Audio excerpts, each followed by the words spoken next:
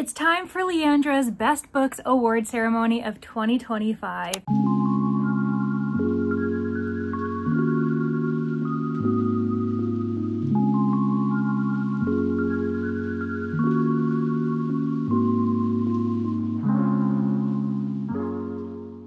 If you're new, I'm Leandra the TBR0, and if this is the first time you've stumbled upon one of my best books videos, I do them a little bit differently compared to others. Typically, I will create a certain number of categories. Sometimes they're genres, sometimes they're age categories, and I will present to you my best book in that category. So my best book read in mystery, my best book read in science fiction, my best book read in YA, for instance, something to that effect. And I've got 12 categories for you today. Now, every single year, the categories do change depending on how my reading year has gone. I also have added a different thing this year, and that is honorable mentions. The reason why I'll be in rapid fire, including honorable mentions per category, is because I am the host of TBR-a-thon. This is a January readathon that has this year extended to be a year-long event as well. And one of those challenges is map of stories, you get badges, and some of the elements are genre dependent as well as booktuber recommendation dependent. And I thought that I could provide you with as many recommendations as possible. So if you are participating in TBR-a-thon, if you are participating in map of stories,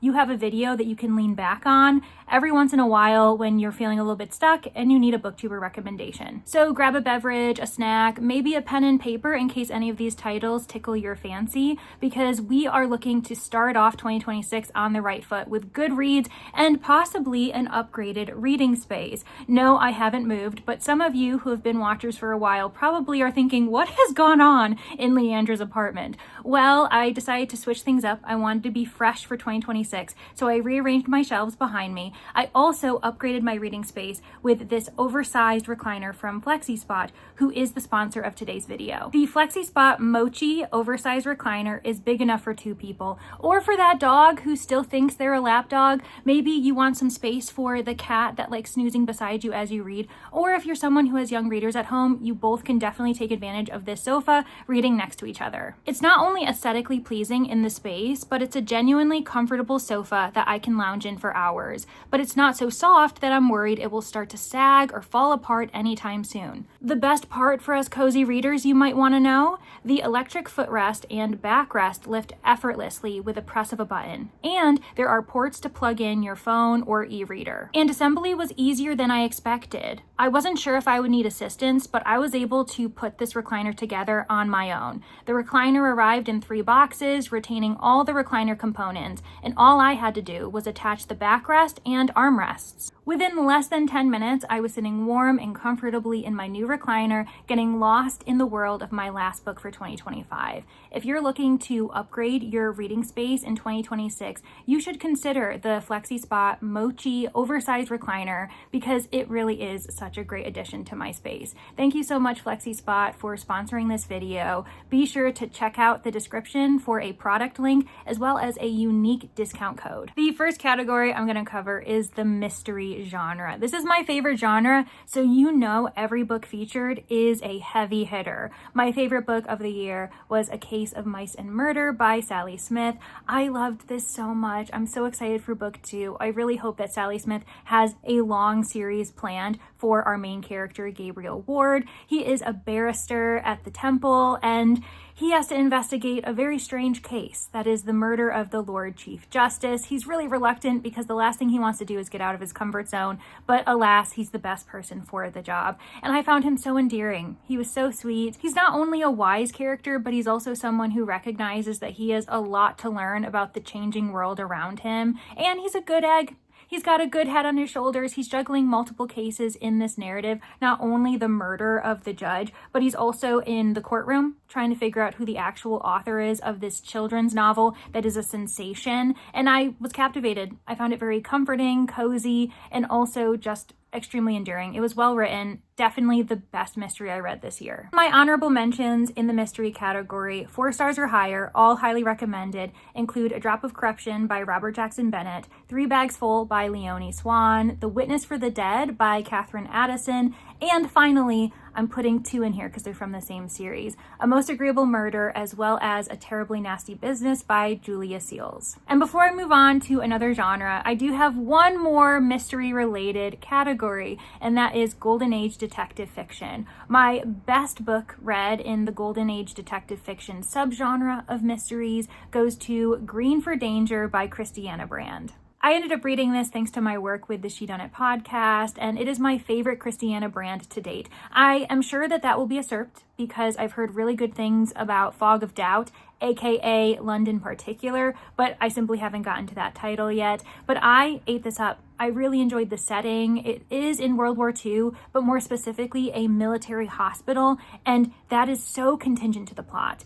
Honestly, this mystery couldn't have happened anywhere else, and I love when that happens. What's especially interesting about this plot is that all of the suspects were in the operating room, and the victim was the patient on the table. When he doesn't survive the operation, everyone just kind of chalks it up to things that happen, but our investigator arrives and discovers there are some suspicious things going on, and clearly someone in that room wanted this patient dead, and he needs to figure out who that was. It's one of those mysteries that have so many details and so many nuances, themes surrounding World War II, especially what it feels like to be in a workplace when you are living with these people, eating with these people. We're mixing personal life and trauma, who we were before the war, who we are during the war, all together, adding to this tension. And I could feel the tension rising as we were reading. I can see that this is going to be a book I'm going to want to reread, especially because there are things I missed the first time around. I'm also embarrassed to admit that I still haven't watched the 1946 movie that I've heard only good things about. So I promise you all, those who are a big fan of this novel, a big fan of the adaptation, I promise I will finally watch this in 2026. And my honorable mentions in the Golden Age detective fiction category include The Pale Horse by Agatha Christie,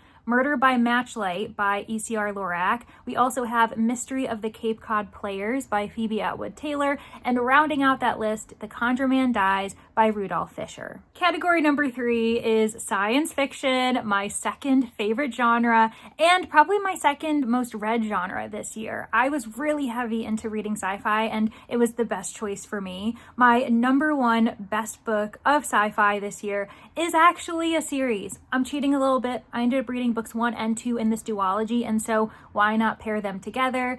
That is Infinity Gate and Echo of Worlds by M.R. Carey.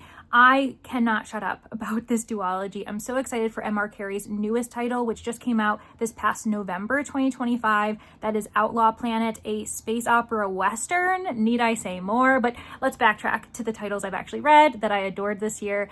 I am so impressed by this multiple POV, expansive narrative that is hard sci-fi at times, but really it's the character work, the character development. This is a character-driven narrative that follows various characters as they realize that multiple versions of Earth exist, and every single Earth developed slightly differently. In many of them, humans did become the sentient beings, but in others, different beings ended up winning that race, and so Earth looks different. There are versions of Earth where the dinosaurs didn't go extinct, and I find that to be a very interesting concept, and it does find its way into discussions of what makes us human, what makes us sentient, what is personhood, what is selfhood, and how does that work when we bring non-organics into the mix, so AI and robotics. I was floored. I'm really obsessed with this duology. It's so fun, and I know it can be intimidating because there are some hard sci-fi moments, but for the most part, you are just following these characters, moved by them, and rooting for them. Man, chef's kiss. And now for my honorable mentions in the sci-fi category. This was some tough competition. Let me emphasize that right now. There are so many great sci-fi books I read this year, and this is just the cream of the crop, but it was hard competition to get to this list, so you know I loved them. We've got Kitty Cat Killsap by Argus. We also have The Jimbot of Shantiport by Samit Basu. I have 2 books in one, once again, The Children of Time, as well as The Children of Ruin by Adrian Tchaikovsky, and then Rogue Protocol by Martha Wells. And then we get to the genre that I probably had the hardest time with this year, even though I also love it. That is horror. I was just not vibing with the horror books I was picking up this year. I probably DNF'd more than I finished, but I'm very happy with this list. And actually my best book of 2025 in the horror genre is one I just read this month. And that book is The Man with No Shadow by Bonnie Quinn. This is the first book in the How to Survive Camping series. Book number 2 comes out soon in 2026, and you know I'm going to be reading it ASAP. This is such a fun romp. I feel as though this book solidified that I'm a huge fan of camp horror. No pun intended, I promise. It is campy in nature.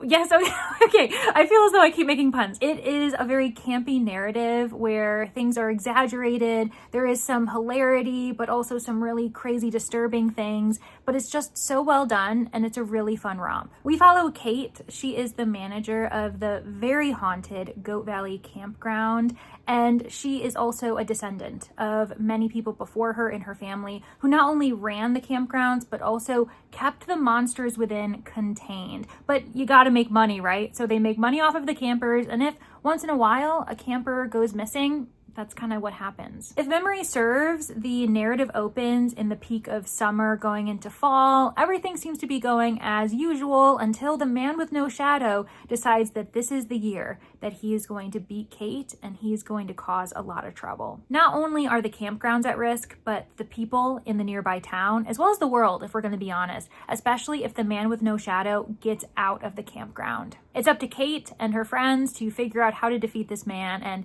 it is a wild ride. It's so fun. And looking at my honorable mentions in this category, you definitely can see where my preferences lie when it comes to the horror genre. We have Rolling in the Deep by Myra Grant, Lucky Day by Chuck Tingle, Direct Descendant by Tanya Huff, as well as The Scourge Between Stars by Ness Brown. Category number 5 is fantasy, and I feel as though I've made a lot of progress in this genre where I know what I like and I know what I don't like. It's given me some losses, but it's also given me a lot of big wins this year, and that includes my best book for fantasy in 2025, Emily Wilde's Compendium of Lost Tales by Heather Fawcett. This is, of course, the third book, the final book in the trilogy following Emily Wilde, and so there's only so much that I can say, but I really appreciated Emily Wilde's growth throughout the series, but especially in this book, how much she was challenged, her love, appreciation, fascination with the realm of fairy, but also her desire to protect the ones she loved, her found family that she has gained since book 1. We ended up getting a lot of characters revisiting Emily Wilde, those that we met in book 1 and 2, and I really loved that.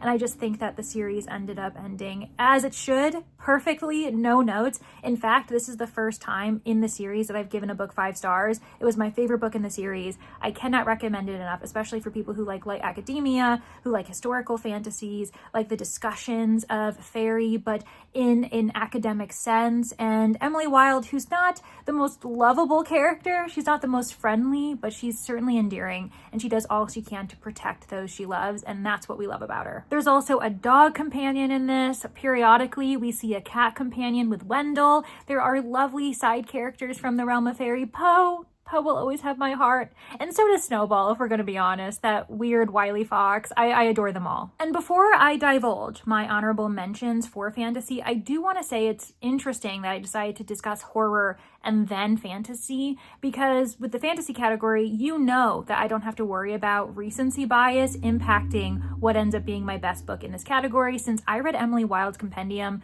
back in January, I believe, January or February, I can't remember, and it stuck with me for 12 months already. Meanwhile, with horror, as I said, The Man with No Shadow, I just read this month. So I like the variety. I like that I'm seeing books from the beginning of the year, from the middle of the year as well, if you're considering my sci-fi and mystery choices. And then, of course, we have them at the end. So I'm actually really happy with the variety. I'm kind of cutting us in the middle of my discussion of all the categories, but I'm already seeing that trend, and I'm very pleased to see that there's not a specific part of the year where I was only reading my best books. Anyways, revealing my honorable mentions for fantasy now, we have Timeless by Gail Carriger, The Dallargett Dream Department Store by Mie Lee, Audition for the Fox by Martin Cahill, another book I just read in December, picked it up and finished it on December 25th, Christmas Day. the perfect companion for that day, honestly. I loved it so much. And then of course we have The Dead Cattail Assassins by P. Jelly Clark. My sixth category and my last genre related category, do you know what it's gonna be? I don't think so. I don't think you're gonna predict it. It is romance. Isn't that crazy that I ended up reading enough romances in 2025 to have a category? That's never happened. As far as having an honorable mentions list even. I feel as though I always do have at least one romance that I've loved and read in a year, but this is the first time that I think I'm confident in having a strong honorable mentions list. Who am I? On top of the fact that I feel as though my number one choice will blow people away too, because it is a classic. We have Northanger Abbey by Jane Austen. This is my favorite Jane Austen to date. I don't know if that is common or strange to say. I ended up reading it in honor of Jane Austen's birthday anniversary, 250th to be exact. It was a big one. It also ended up being an anniversary for Northanger Abbey because the month that she was born is also the month, not the same year, but the same month that Northanger Abbey was published posthumously after her death. So it just seemed like the perfect storm, and I really enjoyed making that video. If you haven't watched it, check it out, especially if you are an Austen fan. And now it's time for me to reveal my honorable mentions in the romance category. What? I will say that 3 out of the 4 I'm going to mention are genre blends, so take this with a grain of salt as me being a romance reader these days. But we do have How to Steal a Galaxy as well as Last Chance to Save the World by Beth Revis.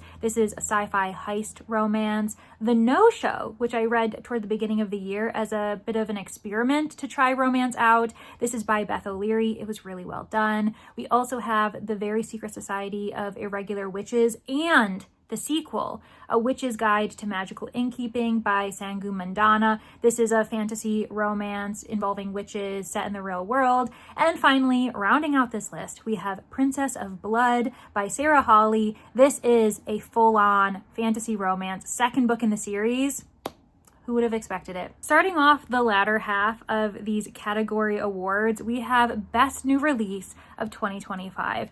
And this is another one where I'm like, I just finished this. I truly just finished this book last night. So it certainly might be recency bias. However, I sobbed multiple times while reading this, and I have cried. I do cry when I read books at times, but I haven't cried this hard with a book in a really long time. And I feel as though that proves it in addition to how lovely the story is. I'm obsessed with it. And that is The Undead Fox of Deadwood Forest by Aubrey Hartman. This is a middle grade series. I didn't realize it came out back in February 2025. This was on my new shelf at the library where I work here in October. So we must have just kind of missed the wave, the initial wave for this title's hype, but I loved it. I was gravitating towards it mainly because of the fox on the cover, Claire. I had read 2 books recently with fox characters. One of them I already mentioned, Audition for the Fox, and before that I read Slow Gods during my 12 Books of Murder Miss vlog, and I was obsessed with that too. And that one had a robotic fox in a way. And I just thought, is there something in the water? Is this a sign? Do I need to read this book because I just happened to see the cover and think, another fox? And I'm so glad I did. It was a spontaneous read and I really enjoyed it. So Claire is an undead fox. His job is to help other spirits who are wandering the Deadwood Forest to find their final realm. There are 4 realms. They include peace, progress, passion, as well as pain. And it's up to Claire to figure out which realm would make a spirit the happiest in their afterlife. Things start to go awry though when a spirit arrives, a badger, who doesn't seem to belong in any of the realms. What does that mean? There's also an omen. With every passing day, everyone in the forest is getting a little bit more nervous, a little bit more tense, because the omen suggests that something major is going to happen on All Hallows Eve. And Claire is determined to figure out what's going on and also protect Deadwood Forest, protect his place as the usher of the forest. It's so well done. It discusses grief, of course, when we're discussing the idea of death, and friendship, self-love, and realizing self-worth over time. It's really beautiful. I loved it so much. I can't wait to see what else Aubrey Hartman writes. She has written one other book that I definitely want to look into, and that is called The Lion of Larkhaze Manor. I mean, I feel as though this is going to become an auto read author, especially when I need a feel good middle grade that may or may not make me sob. Now, I've already mentioned a handful of new releases that have either been my best book in another category or they've been featured in honorable mentions elsewhere. And so I'm trying to provide variety. And these are 4 additional new releases. All of them got 4 stars or higher that I also really, really enjoyed this year. We have Where the Axe Was Buried by Ray Naylor, Automatic Noodle by Annalee Newitz, Shroud by Adrian Tchaikovsky, and Luminous by Sylvia Park. I'm only realizing now that all 4 in my new releases honorable mentions are sci-fi. Interesting. I mean, this one is a middle grade fantasy, but that's interesting. That just proves how much sci-fi I was reading this year, especially when it comes to new releases. My next category is the best debut I read in 2025. Now, this doesn't have to be a debut that was published in 2025. It's simply a debut novel within an author's canon that I read this year. And the winner of that category is actually a new release, and that goes to A Murder for Miss Hortense by Mel Pennant. I ended up reading this for the vlog that I featured, July Noir, hosted by Locked Booktician Brie, and I'm so glad I read it. Set in Manchester within a neighborhood that is predominantly inhabited by Jamaican immigrants, we have the Partner Network. This network is designed to help Black-owned businesses, Black families, when it comes to saving up money, buying a house, and Miss Hortense was once a part of this network. She actually helped establish it, and so she does have a significant amount of personal investment in the network continuing to thrive.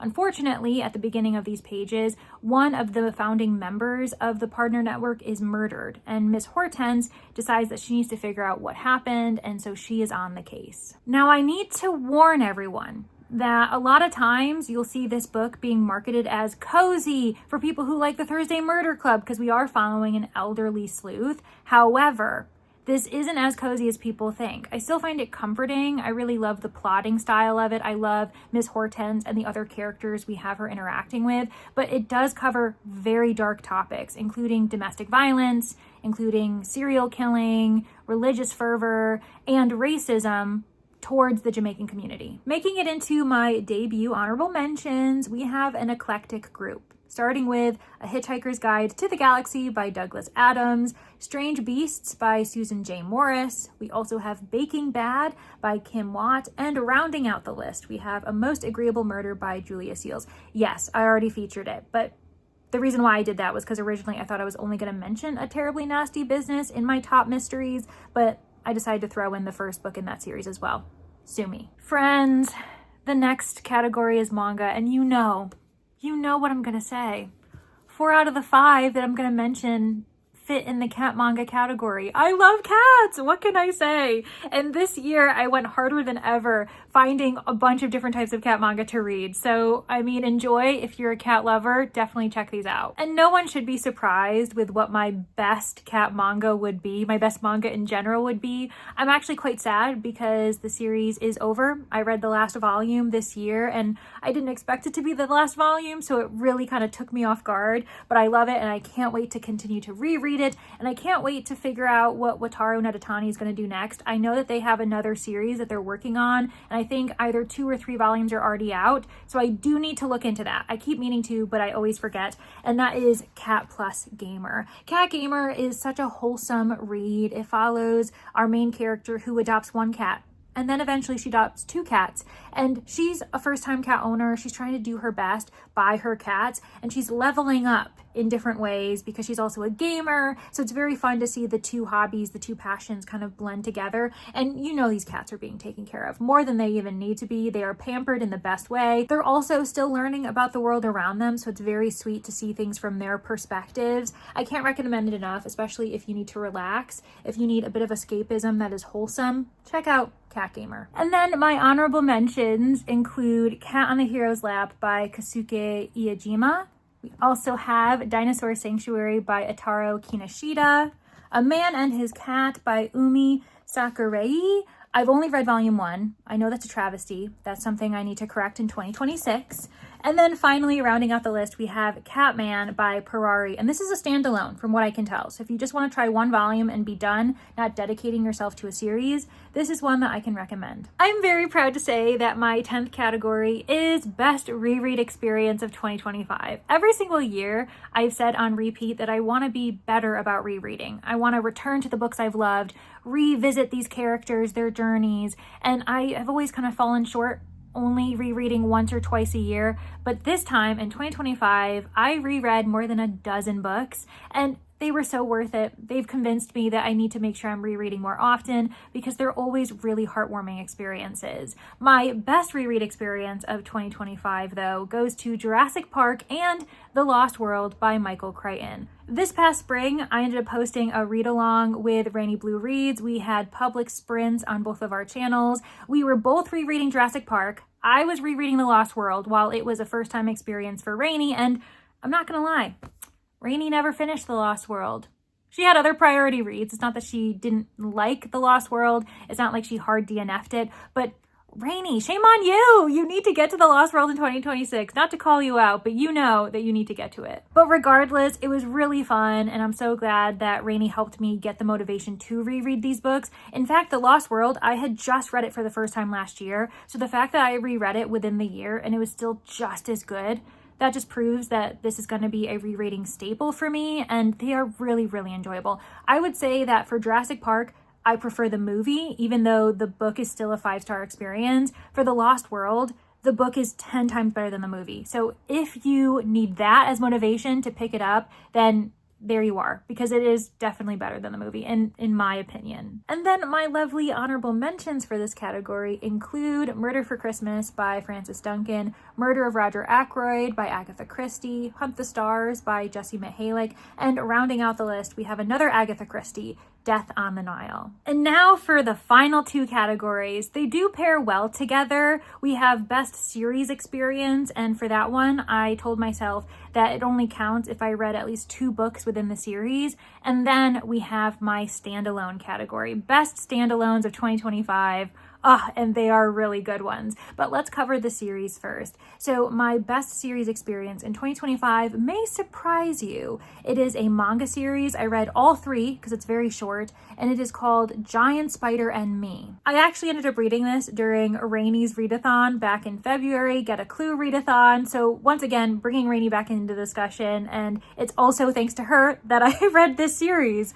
I loved this so much. It was so comforting. It made me realize that I have a tendency to really appreciate cozy dystopian narratives. I suppose that they could be described as hope punk in that sense, but that's also a new phrase for me. Now with Giant Spider and Me, it follows a young girl who lives alone in a cottage. She is surrounded by lush greenery, but she's lonely because her father went off on an expedition, never came back, and now she finds herself caring for this very large mutated spider. I don't know if it's mutated or if it's simply evolved due to the situation that the world ended, and now they're all kind of rebuilding what society looks like, but it is so endearing. And this little girl makes these delicious meals, takes care of the spider, and throughout this 3-part trilogy, these 3 volumes, you see that she does gain a found family, including the spider in the end, and it's lovely. The illustrations are great, and they come with actual recipes, so if you want to cook whatever she's cooking, they do give you the ingredients there. And the honorable mentions in this series roundup does include The Hexologist by Josiah Bancroft. I read book 1, as well as A Tangle of Time, which just came out this year. Both of them are so good. I also am going to re-mention Children of Time and Children of Ruin by Adrian Tchaikovsky, Lady Sherlock series by Sherry Thomas. Now this is a weird one because for 12 Books of Murdermas, I read book 5, and now this December for Only Murders in the Book Club in the Manor, we read book 1. So of course that was a reread for me, but I'm still counting it, and the series is still so good. Historical mysteries, Sherlockian reimagining, gender flip, need I say more? And then finally, another series I finished this year, another manga series I finished this year, simply because there's only 5 volumes. We have A Cat from Our World and the Forgotten Witch. I ended up reading volumes 3, 4, and 5 this year, and this is by Hiro Kashiwaba. And finally, my last category for best books of 2025 is the standalone category. All 5 books I'm going to mention are brilliant. highly recommended, especially if there's a time this year, next year, where you're thinking the last thing you want to do is start yet another series. These standalone books have you covered. Now, the book that's going to get the award, my best standalone of 2025, is Slow Gods by Claire North. This is a hidden gem. It just came out in November, and I just have not seen enough buzz surrounding it because I was so moved not only by the world building, by the character developments, but the perspective of Moakana the ghost, Moakana of the dark, a monster in many people's eyes. I thought that that was an interesting choice, especially with everything that happens in this book. It opens with many worlds being visited by the Slow. These are entities that people respect but also fear because the Slow seems as though it's all-knowing. It travels throughout the universe, across galaxies, planet to planet, very, very slowly, hence the name. But what's eerie about them is that they always arrive when a major event happens. And so when they arrive to these various planets all at once, they have this message. Far off, there are 2 stars on a collision course. In so many years, they will collide. Your planet and others are in danger of full-blown destruction, but there is time. If you make changes, if you make plans to evacuate your planets, you can save as many people as you can, but you need to start now. While some planets take this warning seriously, others don't. And one of those planets is Moakana's home planet. They decide to say this is false, this is a lie, it's a hoax, and anyone who tries to stand up saying, no, there is proof in the data, there is proof in the science, they suddenly disappear. The astronomers raise their voices, they disappear. The physicists, the historians, the philosophers, and it's a really interesting discussion about the transference of information, of withholding important real information from the public.